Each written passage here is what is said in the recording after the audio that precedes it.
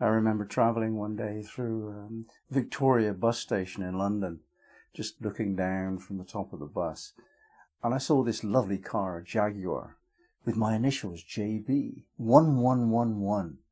Oh, I thought, wow. And then I went away for 2 weeks, and I came back, also through Victoria bus station, and then I saw another Jaguar, blue, I remember the colour, JB, 2222. I thought this was phenomenal. I couldn't get this out of my mind. And we do this, don't we? We notice things which are odd. Some things happen and some kind of message comes to us. This isn't ordinary. This isn't okay. This is not normal. Something's happening here. And we're studying the phenomenon of synchronicity. And this word was introduced by Carl Jung, 1920, somewhere around then. And it's been taken up by psychologists since then. It just means simultaneous, the word in Latin. And the idea being that certain things give evidence to some hidden causes. And some people can read in to synchronous events, what might be behind them, what is the cause that gives rise to this very unusual event. Now, of course, the muggles, the scientists, the serious-minded folk, they just say that's confirmation bias, that's what they call it. It's just a coincidence. Coincidences happen, and some of us just read into them magical intent, magical meaning, and some of us don't.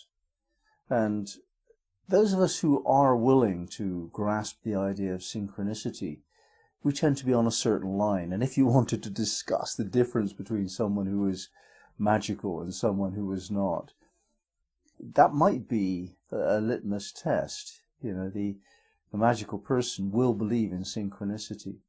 And people intuitively do, shall we say, on the level of superstition. They'll say, give me a sign if this is the right thing, and they're expecting God to shower them with snow in the middle of summer, or send over a flock of multicolored birds or something to give them a sign. And that is a bit preposterous, and yet it's also a bit true in some strange way. If we wanted a measure of how we were doing on our path of magic, there would not be a clearer message than the extent to which we're enjoying synchronicity, I think.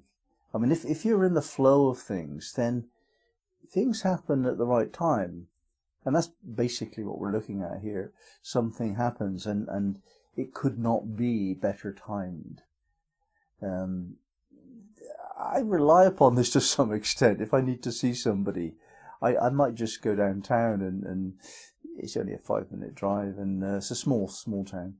And there's a very, very good chance I'll meet, maybe not that person, but somebody else whose meeting with me is good for me. It serves me. So I kind of often just get the feeling, go downtown and just see what's there, and I'll meet somebody, or I'll see a bargain. I can buy something that I wanted. I trust that feeling. And I think this is the point. If you're walking the path of magic, you really do have to believe in synchronicity. And a part of that is to trust your feelings. You have these feelings like, now is the time. And you've got to trust that. And it doesn't mean wait a few seconds and then do it.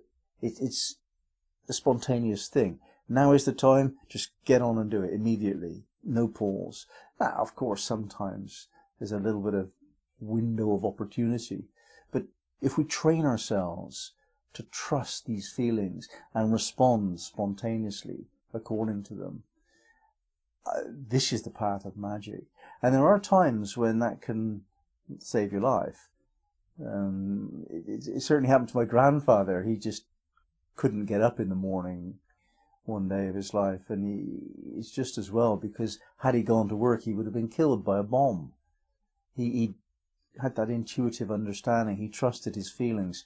And I think we have to trust ours, and not only on this kind of grim, dramatic level, but just generally speaking. And then we enhance our ability to to read the signs. And when you see something which is clearly odd, look around. Something's happening. Look around. Sharpen your acuity. You know, just notice what might be going on. And it might well be a validation for a decision that you've taken. So anyway, I did this with this pair of jaguars, and I was looking and looking for, you know, for what it meant. And I saw nothing. There was nothing at all. It wasn't synchronous. It was just a coincidence.